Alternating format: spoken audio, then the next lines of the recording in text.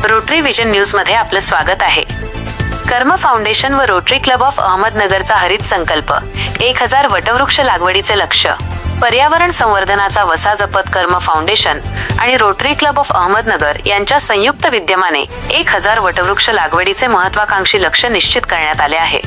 या उपक्रमाअंतर्गत मोठ्या प्रमाणावर वटवृक्षांची लागवड करण्यात येत असून वृक्ष संवर्धनासाठी विशेष काळजी घेतली जात आहे।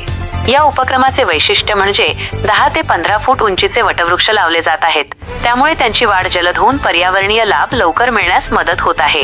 विशेषतः उन्हाळ्याच्या काळात नियमित पाणी पुरवठा करून वृक्षांची निगा राखली जाते, त्यामुळे वृक्षांचे जगण्याचे प्रमाण लक्षणीयरित्या वाढले आहे। प्रत्येक वटवृक्षाच्या लागवड व संगोपनासाठी सुमारे 1000 रुपये खर्च येत असून हा खर्च पर्यावरण संवर्धनासाठी समाजाच्या सहभागातून उचलला जात आहे। आतापर्यंत 600 वटवृक्षांची लागवड पूर्ण झाली असून त्यापैकी 95% वृक्ष यशस्वीरित्या जगले आहेत। हे या उपक्रमाचे मोठे यश मानले जात आहे। वृक्ष लागवडीबरोबरच त्यांच्या संवर्धनावर दिलेला भर हा या प्रकल्पाचा महत्त्वाचा पैलू ठरत आहे।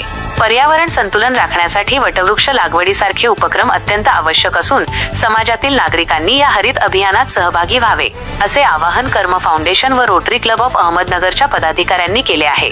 रोटरीच्या विविध घडामोडीसाठी रोटरी विजन न्यूज अवश्य सबस्क्राईब करा। धन्यवाद।